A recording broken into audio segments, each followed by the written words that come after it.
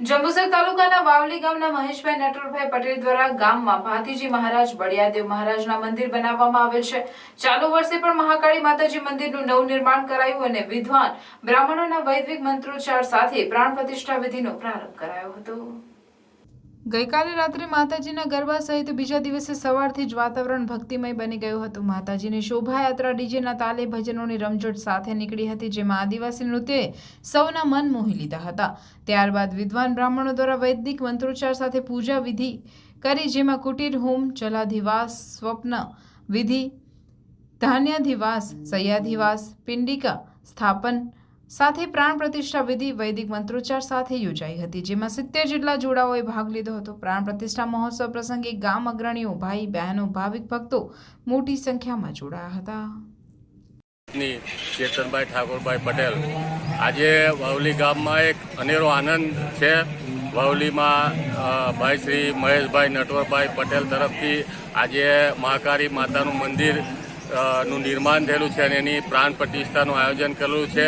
આવતીકાલે ગઈકાલે રાતે ગરબાનું આયોજન હતું। અત્યારે સવારે શોભાયાત્રા પતી અને ત્યારબાદ વૈદિક મંત્રોચ્ચારથી અને વૈદિક મહારાજ તરફથી વિધિનું આયોજન ચાલુ છે।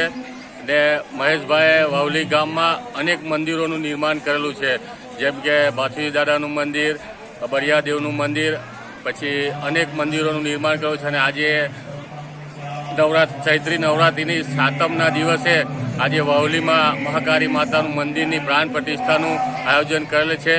તો મહેશભાઈ વાવલી ગામ માટે અનેક આવા મંદિરોનું નિર્માણ અને વાવલીની ઉન્નતિ માટે મહેશભાઈ પોતે ખડે પગે વાવલીના ગામના વિકાસ માટે એઓ આગળ વધારેલા છે ને તેઓની એક અનેક એવી ભાવના છે કે વાવલીમાં દરેક મંદિર એમ કે કહેવાય ને કે એક વિશેષ રૂપ પર જંબુસર તાલુકાની અંદર જેમ વાવલીની અંદર એન્ટર થાવ ને એટલે મંદિરોનો સિલસિલો આજે મહેશભાઈ આ ચાલુ રાખ્યો છે ને તેઓને ભગવાન અને મહાકાળી માતા એઓને એવી શક્તિ આપે ને આવો ને એવો ગામનો વિકાસ કરે એવા મહેશભાઈને આપણે બધા મહાકાળી માતાના ચરણોમાં પ્રાર્થના કરી આજે।